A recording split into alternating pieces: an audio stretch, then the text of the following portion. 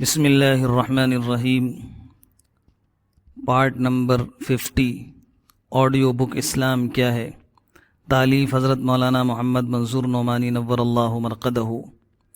20واں سبق ہے توبہ اور استغفار۔ اللہ تعالیٰ نے اپنے نبیوں اور رسولوں کو اس واسطے بھیجا اور اپنی کتابیں اس لیے نازل فرمائیں کہ انسانوں کو اپنا برا بھلا اور گناہ ثواب سب معلوم ہو جاوے، اور وہ بری باتوں اور گناہ کے کاموں سے بچیں اور نیکی اور ثواب کے راستے پر چل کر اللہ کی رضامندی اور مرنے کے بعد والی زندگی یعنی آخرت میں نجات حاصل کریں۔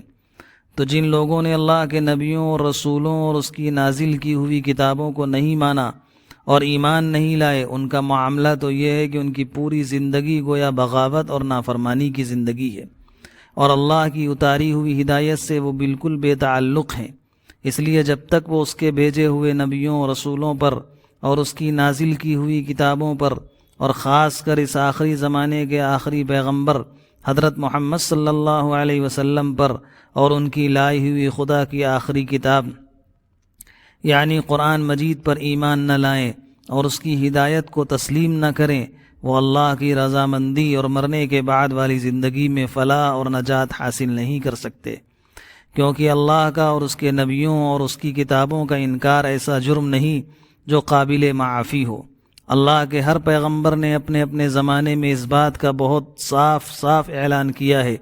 بہرحال کفر و شرک والوں کی نجات کے لیے ضروری ہے کہ وہ سب سے پہلے شرک اور کفر سے توبہ کریں اور ایمان اور توحید کو اپنا اصول بنائیں، اس کے بغیر نجات ممکن نہیں۔ لیکن جو لوگ نبیوں اور رسولوں پر ایمان لے آتے ہیں اور ان کی ہدایت پر چلنے کا اقرار اور ارادہ کر لیتے ہیں، وہ بھی کبھی کبھی شیطان کے بہکانے سے یا اپنے نفس کی بری خواہش سے گناہ کے کام کر بیٹھتے ہیں۔ ایسے سب گناہ گاروں کے لیے اللہ تعالیٰ نے توبہ اور استغفار کا دروازہ کھلا رکھا ہے۔ توبہ اور استغفار کا مطلب یہ ہے کہ جب بندے سے اللہ کی نافرمانی اور گناہ کا کوئی کام ہو جائے تو اس پر نادم اور شرمندہ ہو اور آئندہ اس گناہ سے بچنے کا ارادہ کر لے اور اللہ سے اپنے کیے ہوئے گناہ کی معافی چاہے۔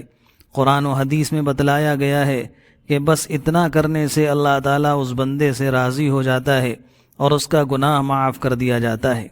یاد رکھنا چاہیے کہ توبہ صرف زبان سے نہیں ہوتی، بلکہ کیے ہوئے گناہ پر دل سے ندامت اور رنج اور افسوس ہونا ضروری ہے، اور آئندہ پھر کبھی اس گناہ کے نہ کرنے کا ارادہ بھی دل سے ہونا لازمی ہے۔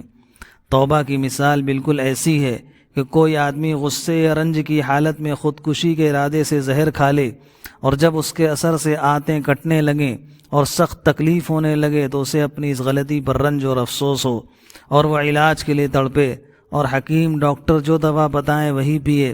اس وقت اس کے دل کا فیصلہ قطعاً یہی ہوگا کہ اگر میں زندہ بچ گیا تو آئندہ کبھی ایسی حماقت نہیں کروں گا۔ پس گناہ سے توبہ کرنے والے کے دل کی کیفیت بھی ایسی ہی ہونی چاہیے، یعنی اللہ تعالیٰ کی ناراضگی اور آخرت کے عذاب کا خیال کر کے اس کو اپنے گناہ کرنے پر خوب رنج اور افسوس ہو، اور آئندہ کے لیے اس وقت اس کے دل کا یہ فیصلہ ہو کہ اب کبھی ایسا نہیں کروں گا، اور جو ہو چکا اس کے لیے اللہ تعالیٰ سے معافی اور بخشش کی دعا ہو۔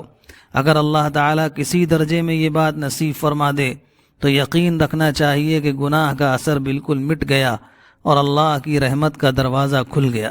ایسی توبہ کے بعد گناہ گار گناہ کے اثر سے بالکل پاک صاف ہو جاتا ہے، بلکہ اللہ تعالیٰ کو پہلے سے زیادہ پیارا ہو جاتا ہے۔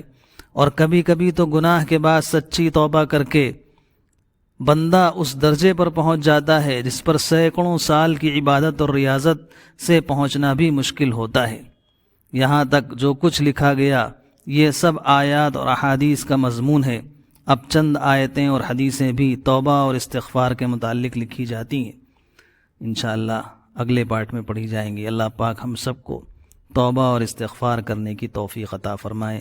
50واں حصہ مکمل ہوا۔ ما علینا الا البلاغ۔